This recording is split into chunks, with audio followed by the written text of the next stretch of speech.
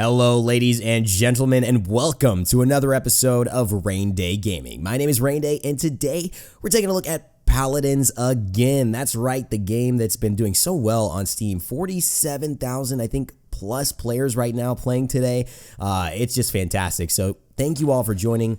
All of my new Paladins, viewers, and community members, welcome to the storm, and I'm excited to continue showing off all of these new champions. So let me know what you want to see next. Today we're taking a look at Pip, but in these ranked games, I may not know who I'm playing with. I'm hoping to get Pip, and I've got him. See, he's on the board, but you know, I really want to make sure somebody else is going to be able to go a champion that allows us to get a tank, since they've, you know, Mayo decided to get Androxus here. So I'm kind of a little worried picking Pip and not having Fernando secured when he's on the board, but it looks like we're going to be able to take him down. And he switches to Grover now. The interesting thing about Mayo, okay, I've never played with him before, but he is the #1 Grover in the world. And how do I know that? Because there's a leaderboard for every single champion. That's right. When you play ranked, and you have to, it's called competitive in Paladins, you actually have to unlock 12 champions. And when you do, and you get them all to level 4, you will be able to play ranked. And that's because in a ranked game, you don't have any duplicate champions. This is what makes Paladins really unique. There's no duplicates. You can't change. So we're drafting a team we think is going to beat that other team's composition, just like you do in a pro Smite game. And so it's really interesting looking at all of this and seeing how the dynamics shift. There's so much counterplay just starting out right now that a lot of matches, they're not won and lost, but they're definitely, you know, you could potentially get a more favorable draft or a better team composition. And we just happen to get the #1 Grover in the world, which is pretty cool and pretty fun to see. So when you actually play enough games with your champion, I believe it's 5 in ranked, you get a ranking. And that initial ranking will tell you where you sit. And then after that, you win ELO and you lose ELO based on how you play. And you could basically be the #1 Grover in the world. You could be the #1 Pip in the world. And I'm saying we have 47,000 players on Steam. This isn't even on console. So that's pretty insane. That's pretty impressive. So shouts out to him. You guys are, I feel pretty good, like I'll be supported. Pip is the support, though, that we're going to be looking at today. A lot of people wanted to see Pip, especially on the original Paladins game channel. And if you see any of those videos, that's like how to play EV and all that stuff. But Pip is a really cool champion. He's gotten really strong lately. This is the loadout I'm using. Acumen 4 is actually a new card that's been adjusted. I think it had a different name, but it's been a new card that's been added, and it's giving you an insane amount of lifesteal. Apologize for that mic bump. It's giving you a same amount of lifesteal. It's giving you just insane lifesteal added onto your explosive flask, which Pip is a potion shooter. He has kind of like a grenade launcher, but for potions. And the normal potions do 600 damage. The grenade launcher kind of explosive flask version is something that you can, in my deck, I have it cooldown set to reduce the cooldown by 4 seconds. So I'm shooting it a lot, and it's a 2.5 second slow by, I think, 50%. And that is a lot in an FPS.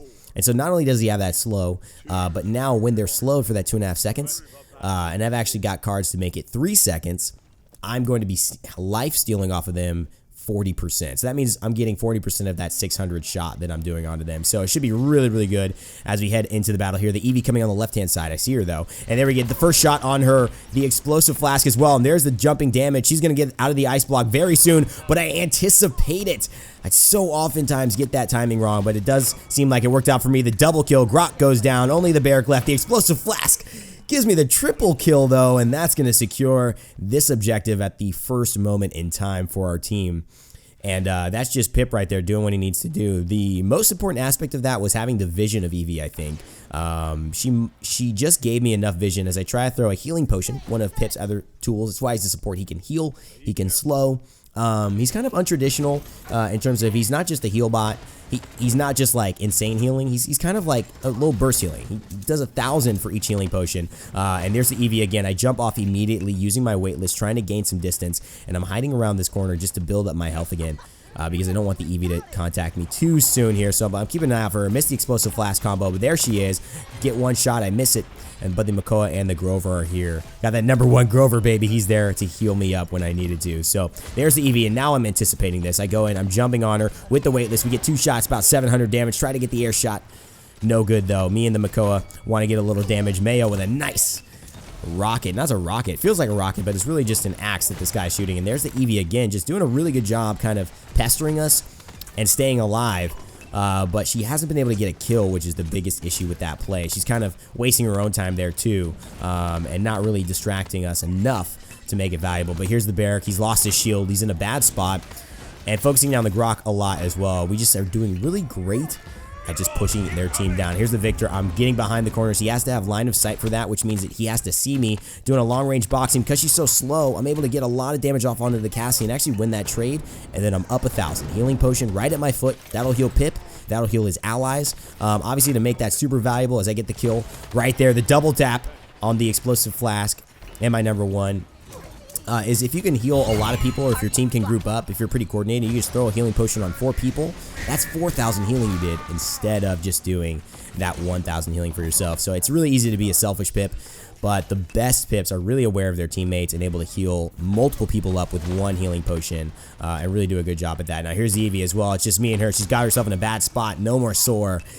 And that's going to be a sore morning wake up for her after she just got taken down by me in Sky here. So obviously a really good start. I picked up Wrecker in this round because I realized that we needed the anti-shield, and we also needed the anti-healing.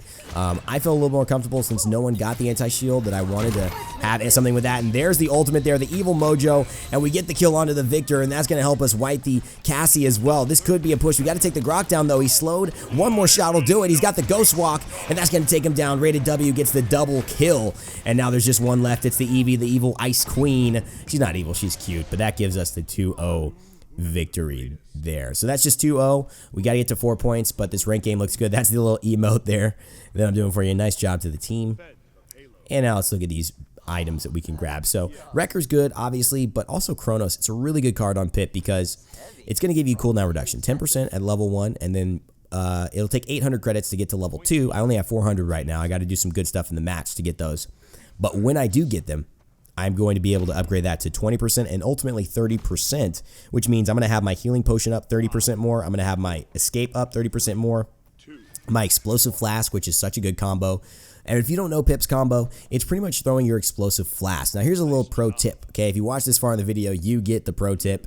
If you hit your explosive flask and immediately, so left click afterwards, you right click, left click, you get bonus damage on that next shot. It is your next shot after that onto the target that is going to do that damage.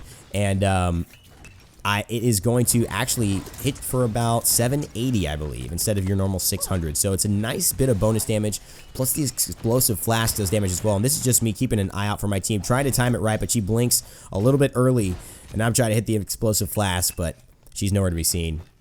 The weapon I'm using also, guys, this is the Mad Scientist Pip Weapon, and you can only get this by referring friends. So if you want to do that, or if you want to be my referred friend in this game and help me get the Mad Scientist Pip skin and play some games with me in Paladins, feel free, and I'll try and leave my link somewhere, either in the comment section or, you know, on my Twitter or something if you guys want to follow that.